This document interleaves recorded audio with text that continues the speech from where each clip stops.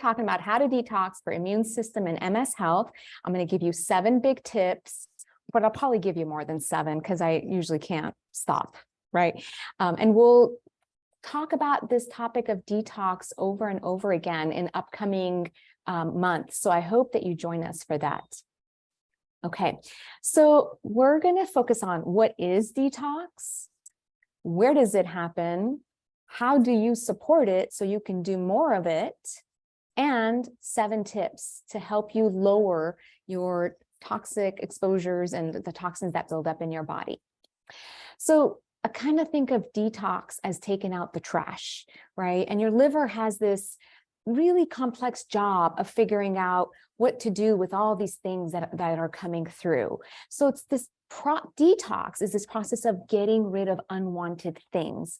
Maybe these things were at one point important and useful, but now they're not, and you got to get them out of the body. So this could be man-made toxins are generally never useful, but when they get in the body, we got to have a mechanism for getting them out. So these are all the chemical compounds found in our cleaning products, personal care products, furniture, buildings, what's also in our air, soil, and water that are pollutants.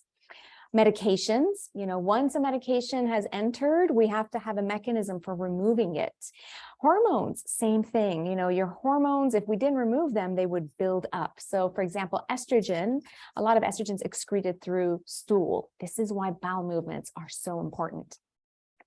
So these unwanted things have to be changed or transformed into a molecule that the body can remove. So there's this transformation process that happens in the liver. And this is where we're going to focus to figure out how to help out the liver. So where does detox happen? Well, the liver is our main organ of detoxification. There's binding sites. Foreign things will come into the body. The liver will bind these things up, figure out what to do with them, transform them, and then pass them off to eliminate them out of the body. But it is not our only organ of detox, because our microbiome in the gut actually does a lot of detox for us. So those good, healthy bacteria that are thriving in your large intestine, part of what they do, besides educating your immune system, producing neurotransmitters that help out our mood, they also can take medications and transform them, take man-made toxins and transform them and get them ready for removal from the body. There are other places in the body where detox happens, but these are the 2 main areas that we're going to sort of focus on. So remember, I said once the liver or the microbiome does the transformation, then there's elimination. And this is the actual removal of the unwanted compounds out of the body. So this is through several different routes. So for example, urine is one way where many different compounds will exit. And this is why we want to make sure you're always hydrated, so that if you can produce enough urine, there's forward flow, and those toxins that have been transformed can move and be eliminated out of you. Where else? Stool, right? This is another major route of elimination. So many toxins go out through stool, hopefully once, if not twice a day, if you're an overachiever. So it's really important to make sure, if constipation's an issue, that you treat it. When I have patients, they come in for mood, I ask them about their bowel movements. They come in for anything, I'm always like, well, are you having a bowel movement every day? Because it's an important process that makes sure things move forward and the gut actually stays healthy. And then there's bile that comes from, is stored in your gallbladder, and it's released into the first part of the small intestine. Its job is to help us with absorption of fats in our diet. And this is also another route that we can get rid of toxins. And finally, sweat. This is why exercise is detox. This is why people go sit in a sauna to help them detox. Many compounds are actually removed more efficiently through sweat than even through urine or stool. Now, I always tell people, if you're sweating as a form of detox, just make sure you have a towel with you and you remove the sweat, because you can reabsorb those compounds back through the skin. Okay, so let's say there's a problem and you can't detox. The trash builds up, kind of like that picture, right? And that's not what we want if we want to keep our immune system healthy, if we want to keep our gut healthy. So we end up developing a toxic state. Now, how do you know if you are in a toxic state? Well, it's actually not that simple because the symptoms are often pretty vague. Like, I don't feel good, my energy's off, I feel anxious, I have pain, I can't sleep, my stomach hurts, and then you go and do a bunch of tests and nothing comes up. And your doctors tell you you're fine, except that you're not fine. There's a lot that's not right with you. Because I think we, as people who live with MS, I think we have a pretty good sense of what's going on with our bodies, if not too good, where we're a little hyper vigilant about what's going on with our bodies. So the symptoms of toxicity are vague. There isn't one symptom that I could say, if you have this, you have toxicity. It doesn't work that way. But the other thing is that it involves multiple systems. Your mood is off, your GI tract isn't right, your immune system's off, you're not sleeping. It's kind of like hitting a lot of different systems. You have brain fog, you can't think, you can't concentrate. It's like your symptoms are all over the place, but it's not enough for your doctor to say, hey, I examined you, or I did a lab test and I know what that is. They just kind of send you home because we don't really have a way of putting a name to it. And like I just said, it won't show up in your standard labs. Okay, we have some indirect lab markers that your regular doctors will draw that might point to toxicity, but we don't have any great labs to help us, tell exactly whether or not you're toxic or not. So there are many different body systems that are damaged by toxins building up in the body. And in functional medicine, we think a lot about body systems rather than organs. Okay, so here are just some of the systems that can get damaged. In fact, everything in the body can get damaged, but our nervous system can get damaged for sure. So this could be the brain, it could be the nerves. The mitochondria can get damaged by toxins. So for example, mercury can damage these tiny little energy factories in our cells that produce ATP molecules for us. And those molecules help generate energy in the body. So for example, we know many heavy metals can damage mitochondria. And going back to the nervous system, well, organophosphate pesticides can damage the nervous system. And this is why you want to avoid chemically treated food. Okay, I know that's such an ugly term, chemically treated food, but we don't think of the food that we eat as treated with chemicals. But if we're eating conventionally grown food that has had pesticides sprayed on it, that to me is a chemically treated food. And many of these pesticides are neurotoxins, and none of us need more insult to our nervous systems, right? All right. The gastrointestinal system can go out of balance. So for example, you could get leaky gut from the repeated exposure to many different toxins.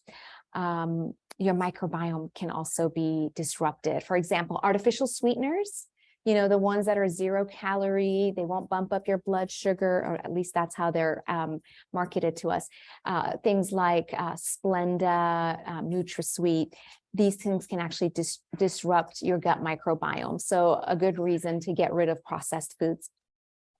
Your hormones can go out of balance. Many of these toxins are hormone disruptors. We call them endocrine disruptors, and they can get into the body, like BPA found in plastics, can get in and turn on estrogen receptors and increase estrogenic activity in the body. So it starts disrupting hormone balance in humans. And this is actually far more common than we think.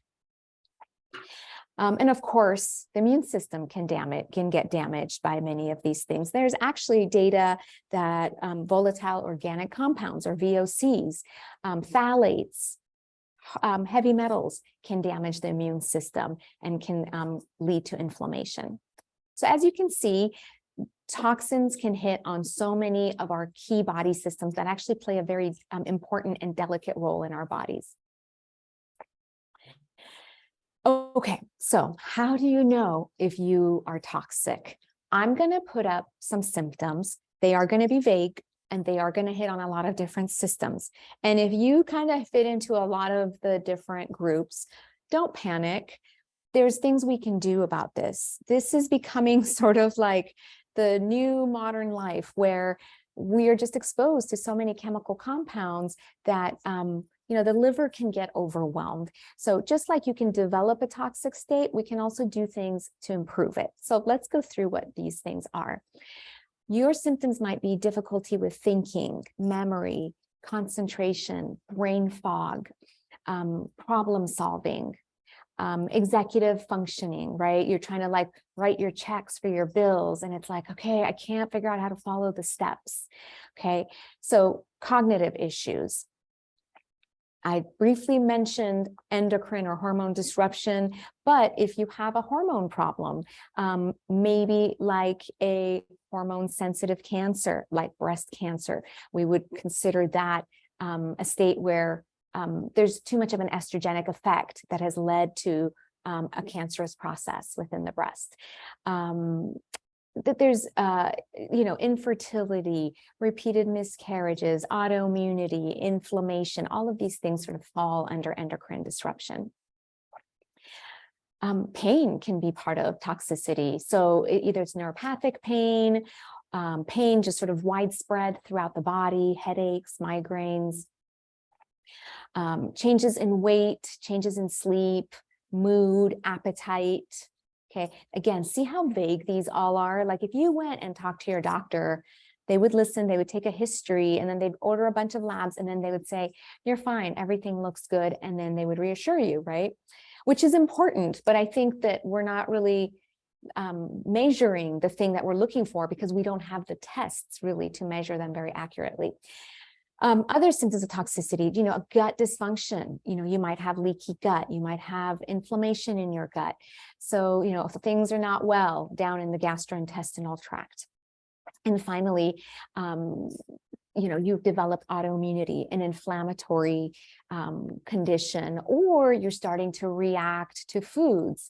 And then MCS might be new to some of you, but it stands for multiple chemical sensitivity.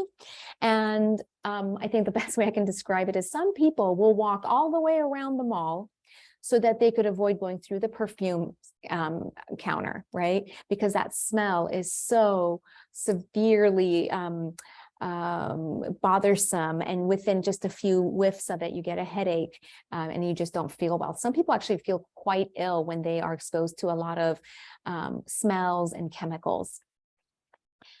So as you can see, they're vague, they're all over the place, and there's like nothing that kind of ties it together, right? And when I have a patient in front of me and I go, okay, it's all over the place, kind of don't know what to do with this, I think about toxicity because sometimes that's the common thread between all the symptoms. Okay, so what do you do if you think you have a toxicity problem? Can we do labs to measure your toxins in your body or their effect? We don't have, as I said, regular standard labs that you can go to your doctor and get drawn to determine whether or not you have toxicity. However, there are some markers that are indirect. Now, you can go back and look at your own labs, a low white blood cell count, a low red blood cell count, maybe elevations in some of your liver enzymes like the AST and the ALT, even if they're in the normal range, but they're in the upper half of the normal range, that sometimes, will kind of catch my attention. This is not a lab that's often drawn, but a GGT level or a uric acid level, but these are not things that we draw. And, they're just indirect markers. They're not so reliable. There are toxin panels where you can submit a blood sample and they will test to see how much different heavy metals there are, VOCs, phthalates, fire retardants, BPA, and all these different categories. But they're expensive. And the problem is that just because you have some of these different categories of toxins light up doesn't mean that they're directly causing your symptoms. So we're not at the point where we can make a connection between here's how much BPA you have in you, which means this is why you have brain fog, because one particular toxin can cause many different causes in different people. We have no clue how to tie all that information together right now. So people's symptoms also don't correlate with their lab values. So I have seen patients with low levels of mercury exhibiting symptoms of high mercury. And maybe to that person, because of their genes and their unique biochemistry, it had a bigger effect on them. I've seen people with high mercury levels and they're fine. They don't even have any major diagnoses on their chart. So again, we can't really correlate. So the sad truth is that we are all exposed. I used to run these panels on patients, and then I realized that I was wasting my patients' time and money because, everybody turns positive, and I can't really say that we need to do a detox because of this. My thought is we do a detox anyways, because I always do the natural form of detox. And I think that you can never, lose on putting that time and effort into doing a food-based detox. Okay, so the most important thing in really figuring out if labs aren't going to help you is that you take a history. This is why our doctors spend so much time. As soon as they come in the room, they open up the computer and they start typing. But there is an important reason for that. We want to get a good history. And like I said, we'll find the symptoms are vague, multiple systems involved, and you've tried lots of therapies and nothing's really helped, right? You've taken medicines for your headaches. You've done a bunch of tests for your gut health. Like you just haven't gotten answers. And here's the thing. Maybe you feel better after a brief detox, okay? Now, detox, there's many things it could be. There are ways of doing a detox where you would go to a practitioner like a naturopathic doctor or maybe a functional medicine doctor, integrative medicine doctor, and you can be given a chelating agent that you either drink or it's IV, and it sort of sucks toxins out into the blood, from your tissues into the blood, and then we can measure them, or it sucks it into the urine, and then we can measure that. I've just never done these. I've never been comfortable with them, and sometimes you can make people sick. So I don't like big detoxes that are short term and with a lot of heavy gun stuff. I always like to be gentle and take the long-term approach, because this is not a short-term project. This is a lifelong project, because we're going to keep getting exposed. And what we want to do is to keep promoting the natural detoxification of the liver. Okay, so, and this is why we actually have a 12-day detox challenge, which is all food-based, because in 12 days, even though it's a short period of time, just using food and behaviors, you can shake things up enough to feel better.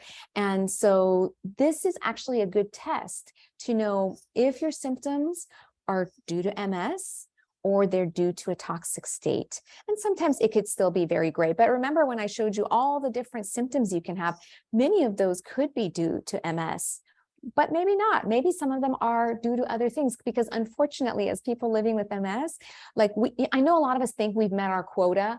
Like, okay, I got my one major disease, right? I can't get anything else, right? Wrong. We can get other things. So my thought is, is there something else going on in addition to MS? And here's the thing, a toxic state can actually drive that autoimmune process as well. So it's actually not helping you to not address it. Okay, so how do we deal with all of these toxins that can get in our bodies? Well, first of all, you want to minimize your exposures. So hopefully you get less stuff into your body. And then you want to maximize liver detox. So today we're going to focus on maximizing detox. And later on in the year, I'm going to do one on identifying toxins in the home and removing them. But for now, we're going to focus on how do we help out the liver. Okay. So you may or may not be surprised, but what I'm telling you, much of what I'm going to say, you're going to say, well, I think I already knew that. Okay. And I think most of this you already know, but I want to get more specific into why these strategies help the liver, because once you understand the why, hopefully they'll become a regular part of your routine and not some treacherous thing you try to do several times a year. Okay, so I'm going to talk to you about 7 tips to help reduce toxins in your body by supporting your liver. We want to take good care of our livers. Okay, number 1, protein is really important because it is one of the building blocks that the liver needs to be able to complete those transforming reactions. Remember, I said that unwanted thing has to be transformed so that it can be eliminated by the body. You must have enough protein. And if I have a patient who thinks they want to do a detox and they're not taking in enough protein, I won't let them do a detox, because you can actually make people more sick. Okay. And when I say protein, you can definitely do your animal proteins if you like. I've got that here in the arm.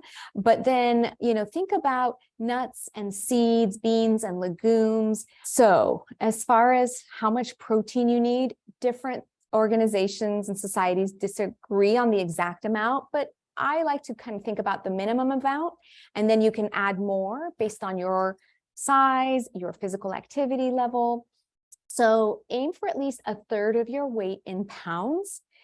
If you're 150 pounds, 1/3 of that is 50 grams. So you need a minimum of 50 grams. Okay.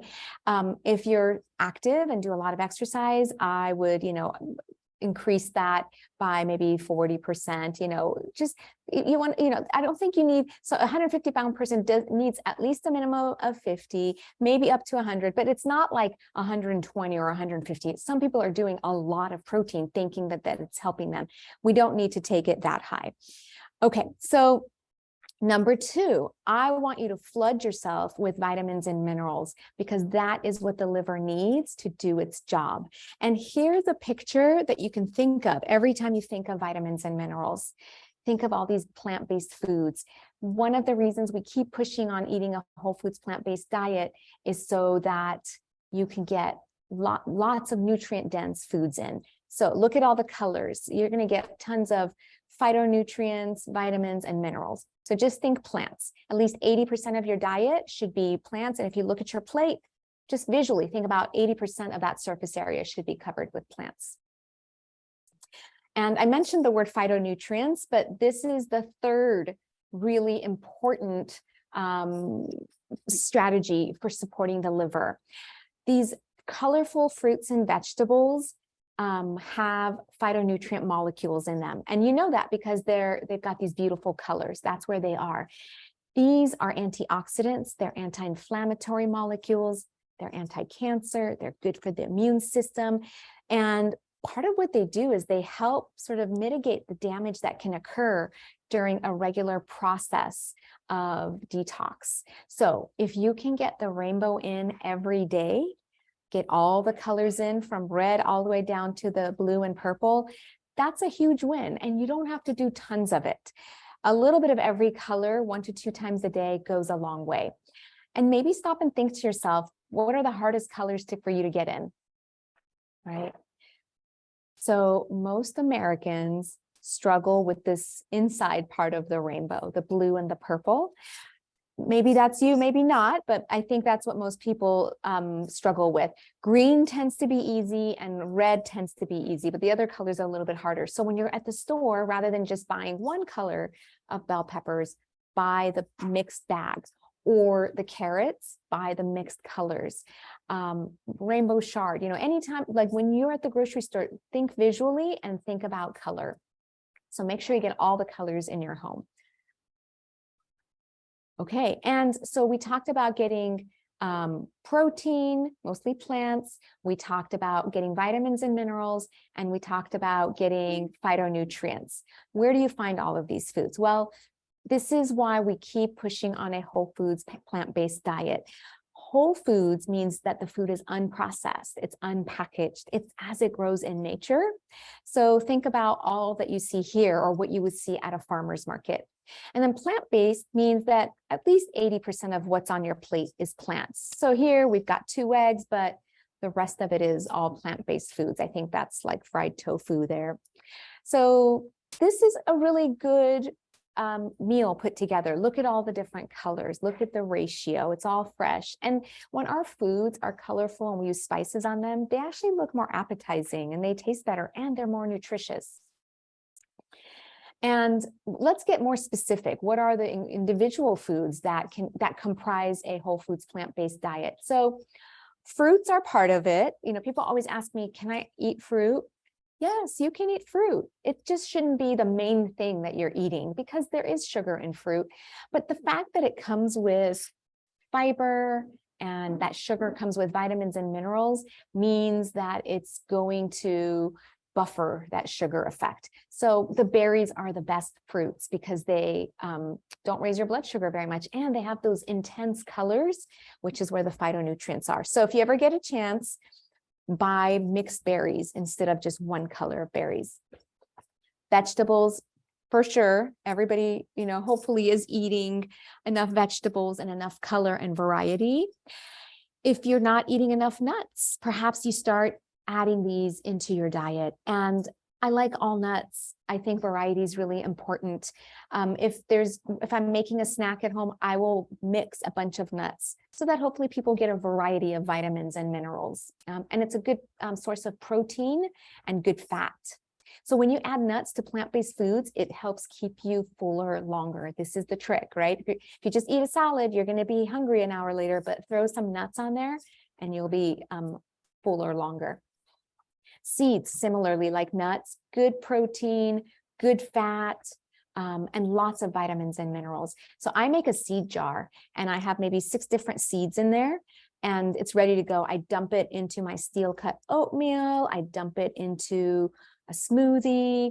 I sprinkle it onto an open-faced avocado sandwich. So I try to find ways to sneak seeds into foods, and they really don't have a taste. Also, you can get nut butters and seed butters instead of butter.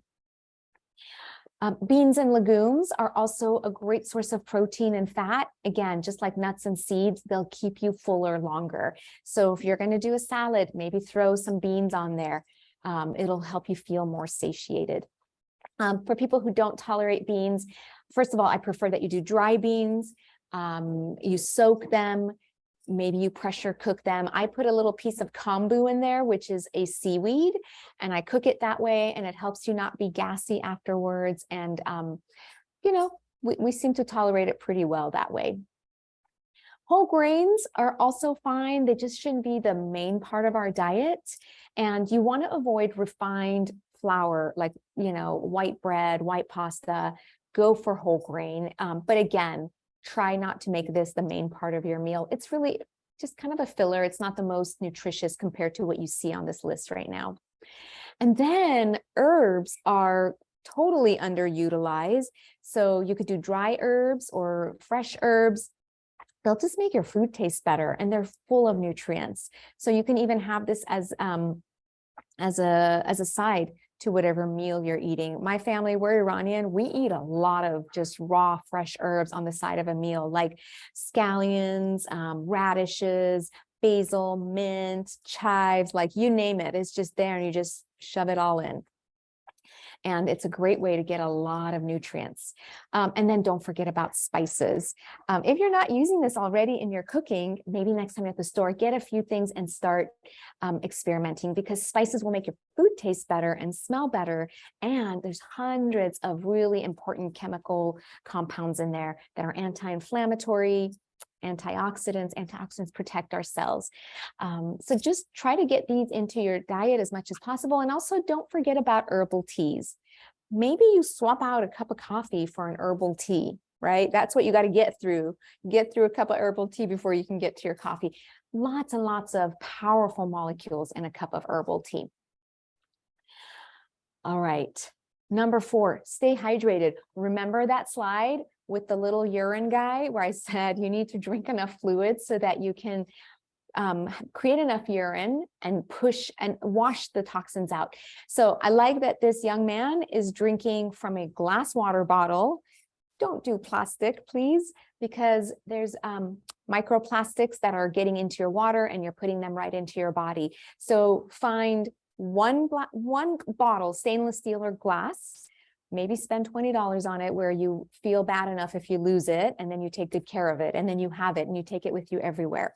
So stay hydrated and make sure that you allow toxins to exit through urine.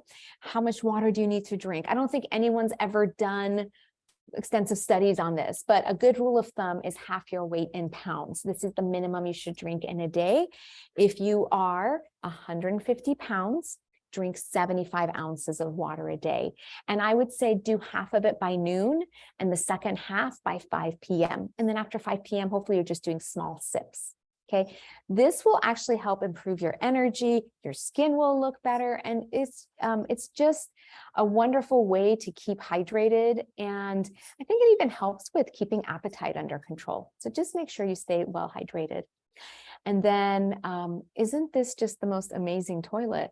I love this picture when I found it. So make sure you are eliminating at least once a day.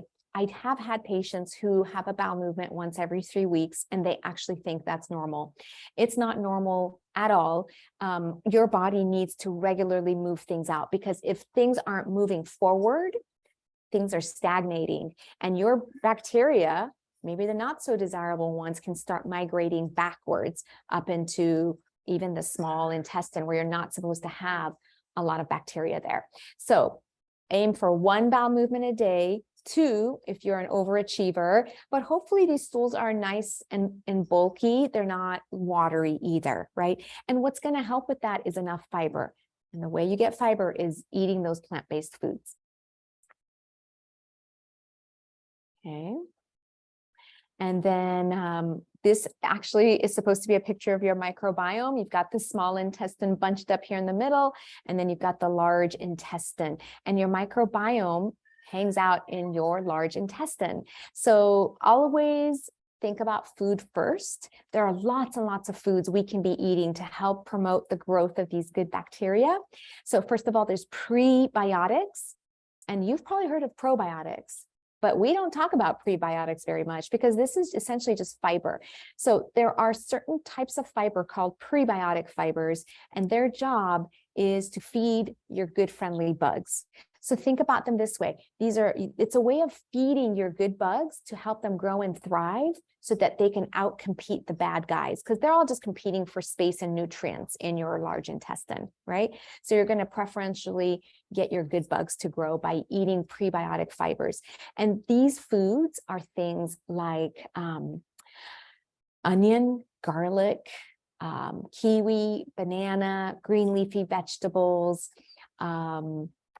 artichokes, so many plant-based foods. So you want to get a variety of them in your diet. Don't just rely on garlic or onions, because the more variety of prebiotics, the more variety of bugs you'll be able to sustain in your large intestine.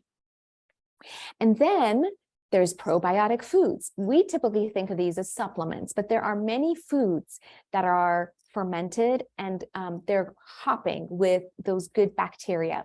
And just by eating them, you're allowing your large intestine to get reseeded by these good bugs. And if you keep reintroducing the good guys, hopefully they'll outnumber the bad guys, and you'll start tipping the balance into a healthier microbiome. So these are fermented foods like dairy, like cheese, yogurt, kefir. It could also be coconut versions of all those dairy products that now you see at the stores. It could be kombucha, which is fermented tea. It could also be fermented vegetables. And you can pretty much ferment anything, right? So kimchi and sauerkraut are what most people are familiar with. But, in our family, like we'll make a jar of fermented vegetables. It's a mix. You throw some seeds and spices in there, and it's dirt cheap to make, and you know exactly what went into it. But until you kind of get used to them, if you're not used to fermented foods, maybe buy some from the store, buy them from the refrigerated section, and just make sure it says live active cultures on it. And then have a little bit of it with every meal, like once or twice a day. Put it on the side of your lunch or dinner or breakfast. And it's just like a tablespoon or two. You don't have to sit there and eat a giant bowl of kimchi. Okay, so we talked about these foods that are fermented dairy, vegetables, and tea. Now, can you use supplements to support your microbiome? You can. There are lots and lots of probiotic supplements on the market, but they tend to be expensive, and you're only getting the bacteria that are in that capsule. So it's not going to be very diverse. And the name of the game is diversity when it comes to boosting your microbiome. This is why having a variety of foods in your diet, a variety of prebiotic and probiotic foods, will promote a variety of good bugs living in your large intestine. So it is an approach for many people who have GI issues or autoimmune issues to take probiotic supplements, but that doesn't replace the need for getting them through food. I really think that food first is the right approach because it's going to give you, you can have the most success. Okay. And number 7, I want you to focus on lifestyle, because in addition to all the foods I talked about that help detox, the prebiotics and the probiotics, phytonutrients, vitamins, minerals, hydration, bowel movements, all of those things are important. But if you don't practice clean lifestyle habits, you'll kind of end up right back where you were. So we talked about eating clean, but I want to drill down a little bit deeper, choosing organic whenever possible, whatever works with your budget. There are ways to do it if you are living on a budget. For example, the Environmental Working Group, the EWG, has their Clean 15 list, which is fruits and vegetables you do not have to buy organic. They have their Dirty Dozen list of foods that you should always buy organic. So that helps you budget where you spend the extra money on organic. So we want you to eat mostly plants because they have less toxins in them. And so you're relieving the stress on the liver, right? And, people always say, well, it's expensive to eat organic. Yeah, it's expensive to eat animal products, but I don't hear people complaining about that. So I think if you can shift what you would spend on animal products into eating foods that are organic, that goes a long way.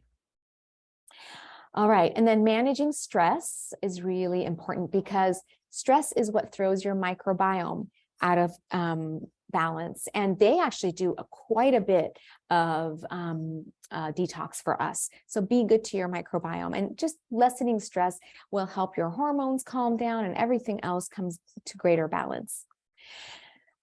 Exercising and moving as much as we can, whatever is within our ability, and then maybe upping the intensity by 5% or 10% if that feels safe, right? And some of us have mobility issues, but we can get creative about how we can move our bodies in a way that makes sense. Sometimes it's just using a hand pedaler or a foot pedaler or resistance bands, or having somebody help us passively just, move our joints and body for us. Getting into a pool. So when we exercise, our mitochondria work better. And when mitochondria work better, they make more energy. And actually detoxing with the liver requires energy. If your mitochondria aren't working, then we're not fueling detox. So it's just so important. And when we exercise, we also build a healthier microbiome, and our hormones go towards greater balance, and we sleep better. Thinking about minimizing toxic exposures. So I'll go into greater detail in a future webinar, but some of the most high-yielding things you could do is get a reverse osmosis water filter, get a HEPA air filter. Don't wear shoes in the house. If you must wear shoes in the house, get a pair just for the house. Eat organic food to the extent possible. Don't use pesticides and herbicides in your home and garden. Use non-toxic personal care products. The Environmental Working Group, EWG.org, is really one of my favorite websites, and it's a great resource for finding less toxic versions of the personal care products we use. And then, of course, sleep is really important. People always ask, this is a really great example of why we should work on lifestyle. I hear this all the time. Yesterday, a patient asked me about her husband, and he has early dementia, and she wants to know what supplements to take. And I always feel bad that I don't have a good answer, because there are no supplements that can stop dementia. we only have a few medications that can slow down early dementia, but you know what can help is sleep. When we sleep, we detox foreign material out of the brain probably twice as efficiently as we do during the day. And that's really the answer to having a healthy brain, is to make sure you're getting enough sleep so that the detox can happen in the right amount of time at nighttime. So sleep is so important, and sleep is magic. And most of us aren't even thinking about all the magical stuff that happens at night when we have our eyes shut. So more sleep.